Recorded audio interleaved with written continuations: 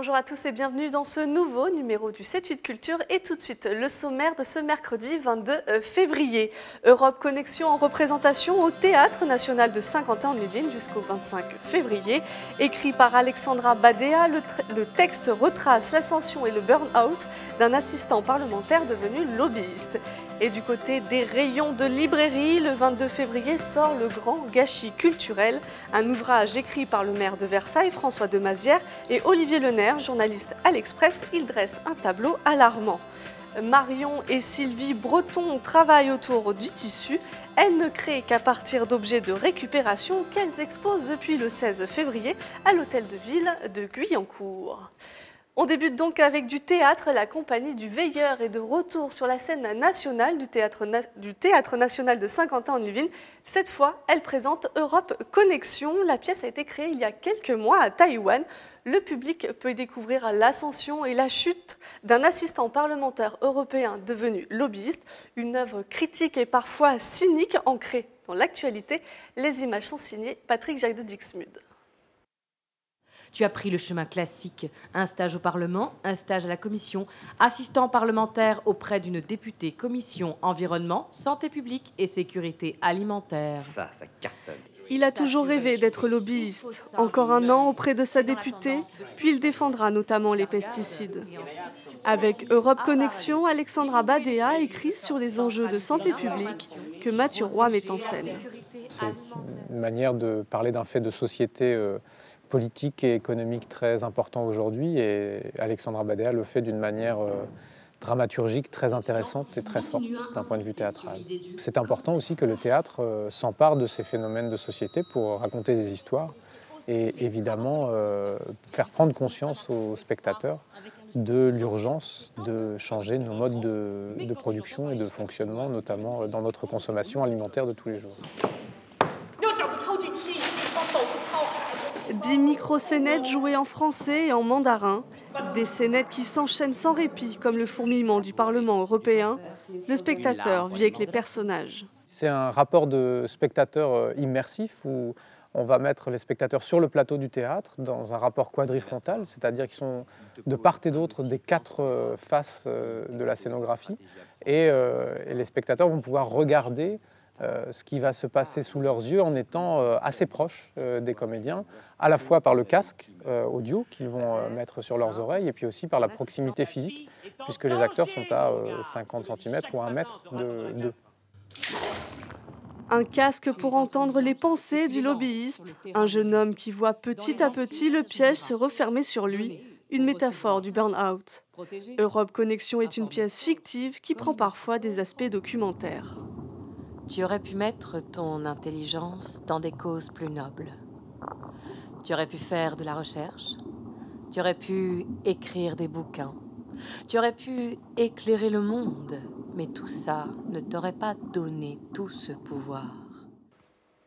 On reste au théâtre, mais dans un style complètement différent. Le collectif La Bouée se lance un défi, réaliser un spectacle à empreinte carbone zéro. Les comédiens recyclent tout, les costumes, les décors, mais aussi les textes, des textes absurdes où se côtoient Molière, Goethe et Musset. Regardez cet extrait. Un royaume surendetté, une reine veuve, une princesse à marier, un prince beau, fort, riche à marier, tiens donc. Un traître d'intendant, une coquette qui passait par là. Victorieux de vous marier sur l'heure. Ton prétendu arrive aujourd'hui. Quoi? Corne gidouille. je veux me marier. Je suis très amoureux. Est-ce possible? J'ai eu une brillante idée, une idée superbe, une vengeance bien sentie. Que veux-tu que je fasse? Jeudi 23 février sort en librairie un ouvrage écrit par le député-maire François Mazières, député-maire de Versailles. Il s'appelle Le Grand Gâchis Culturel, un ouvrage écrit en collaboration avec le journaliste Olivier Lenaire et qui dresse un tableau plutôt alarmant de la situation du monde culturel à quelques semaines de l'élection présidentielle. Une présentation de l'ouvrage s'est faite mardi 21 février à Paris. Un reportage de Nicolas Kirillovitz et Alice Deschamps. Un titre sans équivoque et un constat sans ambiguïté, des budgets sabrés, des intermittents fragilisés et un patrimoine abandonné. François de Mazières et Olivier Lenaire, respectivement hommes politiques de droite et journalistes de gauche, partagent dans ce nouvel ouvrage la même position sur le monde culturel français, un sujet transpartisan et une priorité nationale pour les deux auteurs. On pense tous les deux que jamais on n'arrivera à sortir des ornières dans lesquelles nous sommes si on n'arrive pas à récupérer la question culturelle et à la remettre au centre. Et ça, c'est un combat qui est de droite, de gauche, de tout ce qu'on voudra. Et c'est d'abord un combat, pas des politiques, mais des citoyens. Réveiller le monde culturel à quelques semaines de l'élection présidentielle, François de Mazières décline ainsi 10 propositions. Le député maire de Versailles, historiquement engagé sur la thématique culturelle, lui le créateur du festival Moi Molière, un événement in-cité qui fêtera cette année ses 21 ans. Il faut être fier d'un héritage qui est le nôtre. La France est une ville, c'est un pays de culture. La France a une réputation internationale en ce domaine. Eh bien, il faut l'entretenir. Et c'est vrai que Versailles, c'est pas, si vous voulez, ce que j'ai fait, qui est à mettre en avant, c'est que Versailles incarne aux yeux du monde la culture française. Et donc, moi, aujourd'hui, avec mon équipe municipale, j'ai une mission, j'ai un devoir, c'est d'essayer de faire encore rayonner la culture à Versailles. Le Grand Gâchis culturel sort en librairie ce mercredi 22 février aux éditions Albin Michel. Elles font de la récup de l'art. Marion et Sylvie Breton créent autour de l'univers du tissu. Depuis le 16 février, elles exposent à l'hôtel de ville de Guyancourt des lustres faits en jean, en fil ou encore en bouton. L'une de ces œuvres, créée pendant des ateliers, sera présentée le 9 mars prochain lors du vernissage.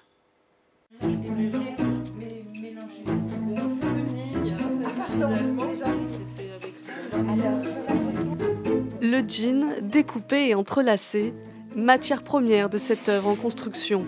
Une pièce pensée par Marion et Sylvie Breton et créée avec des Guyancourtois volontaires. Là, on est vraiment au premier atelier. C'est une base de départ qui... l'idée, c'est un petit peu d'habiller l'escalier de la mairie à Guyancourt. C'est aussi l'usure du temps. C'est malgré tout, même si on en récupère beaucoup actuellement, c'est un objet de travail, c'est un vêtement de travail et il est d'une texture intéressante, d'une texture qui s'use, d'une texture que tout le monde porte, petit, grand. La pièce rejoindra le 9 mars l'exposition déjà en cours à l'hôtel de ville. 7 lustres majestueux, imposants, trônant sur la mezzanine, des pièces uniques et différentes, déclinant tissus et matériaux. Comme on travaille beaucoup avec la notion de recyclage et de retravailler la matière, la retransformer, etc., c'est une matière qui permet des effets assez incroyables et infinis. Les lustres, pour nous, c'est un objet à la fois qui n'était ni identifiable comme c'est à la fois une sculpture, un objet décoratif. Ça n'a aucune utilité en tant que... Et on aimait bien et ça a un très beau volume. Ça permet, et c'est quelque chose qui parle à tout le monde. Enfin, je veux dire, le lustre, c'est un objet qui est le bel objet par excellence. Des cravates, des boutons, des bobines de fil, des pièces de la manufacture Bohin, dernière entreprise d'épingles française. Un thème par lustre pour une plongée dans la petite histoire du textile. Une autre exposition autour du fil et du tissu, cette fois c'est au Clé-sous-Bois. Céline Louvet matérialise l'ambiguïté de l'enfance. Ses œuvres sont à découvrir jusqu'au 19 mars prochain.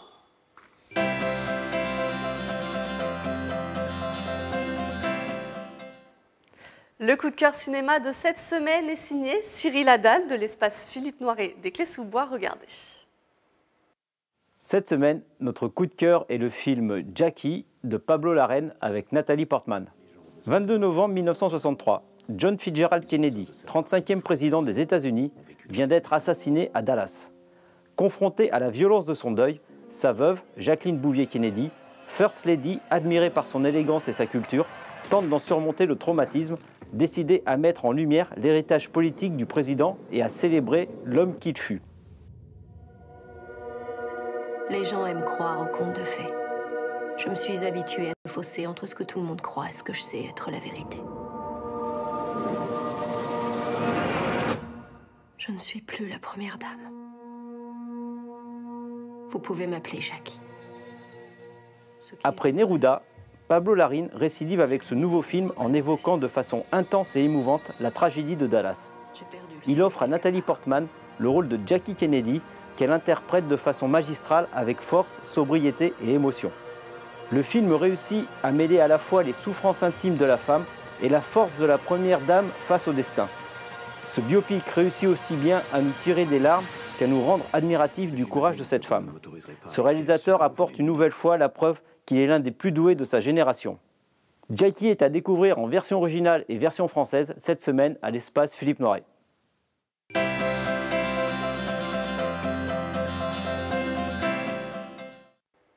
Avant de nous quitter, quelques rendez-vous à noter. On ne présente plus les Wampas, c'est leur titre rock coloré et faussement naïf.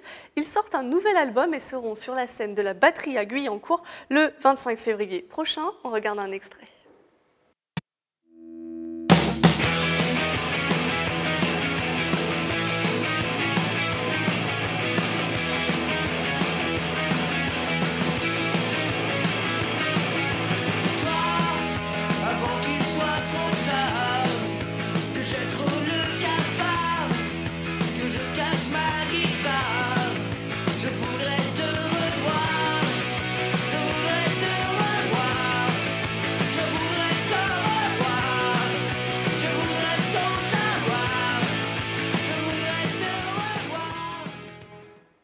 Grand écart musical, on parle de musique classique. Les 26 février prochains, l'Opéra Royal de Versailles accueille Cecilia Bartoli. La grande cantatrice italienne interprétera le rôle de Cenerentola, la Cendrillon de Rossini. Regardez cet extrait.